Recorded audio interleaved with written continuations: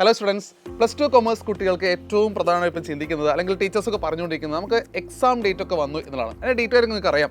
അപ്പോൾ നമ്മൾ അക്കൗണ്ടൻസിലേക്ക് വരുന്ന സമയത്ത് ആദ്യമായിട്ടല്ലേ +1 ക്ലാസ് നമുക്ക് എന്തില്ലായിരുന്നു, കോമൺ ആയിട്ട് ഒരു ഓണം എക്സാം അല്ലെങ്കിൽ ടേം 1 എക്സാം ഇല്ലായിരുന്നു.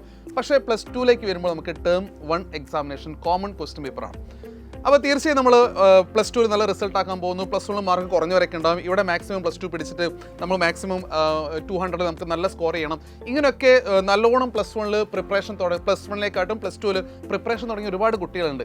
ആ കുട്ടികളൊക്കെ തുടക്കത്തിലുള്ള പ്രിപ്പറേഷൻ മൂഡ് തന്നെ കൺസിസ്റ്റൻ്റ് കൊണ്ടുപോകട്ടെ. അപ്പോൾ അവസാനം വരെ നമുക്ക് കൊണ്ടുപോകാൻ പറ്റണം, നല്ലപോലെ റിസൾട്ട് ഉണ്ടാക്കണം. ഇനി എക്സാംസിലേക്ക് വന്നാൽ അക്കൗണ്ടൻസി എക്സാമിനേഷൻ നമുക്കറിയാം. അക്കൗണ്ടൻസി പാർട്ണർഷിപ്പ് അക്കൗണ്ട്സ് നമ്മുടെ ഒരു കണ്ടിന്യൂസ് ആയിട്ടുള്ള ഒരു പ്രോസസ്സാണ്, അല്ലെങ്കിൽ കണ്ടിന്യൂസ് നമ്മൾ പഠിക്കുകയാണ്.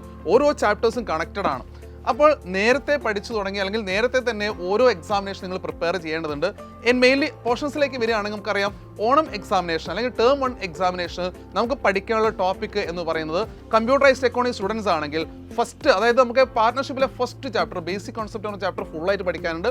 അതുപോലെ തന്നെ സെക്കൻഡ് ചാപ്റ്ററിലേക്ക് അഡ്മിഷൻ ഓഫ് എ പാർട്ണർ എന്ന് പറയുന്ന ചാപ്റ്ററിലേക്ക് വരികയാണെങ്കിൽ അവിടെ ഗുഡ് വില്ലിൻ്റെ കാൽക്കുലേഷൻ നമുക്ക് പഠിക്കാനും, അതായത് 1.5 ചാപ്റ്റേഴ്സ് നമുക്ക് +2 പാർട്ണർഷിപ്പ് പഠിക്കാനും 2 ചാപ്റ്റർ കമ്പ്യൂട്ടറൈസ്ഡ് അക്കൗണ്ടിങ്ങിലും അല്ലെങ്കിൽ AFS-ലാണെങ്കിൽ 2 ചാപ്റ്റർ പഠിക്കാനുണ്ട്. അപ്പം നല്ലൊരു മേജർ അല്ലെങ്കിൽ ഒരു ഏറ്റവും ഇമ്പോർട്ടൻ്റ് ആയ പോർഷനാണ് +2 അക്കൗണ്ടൻസിൽ ഓണം എക്സാമിനേഷൻ വേണ്ടി പഠിക്കാനുള്ളത്.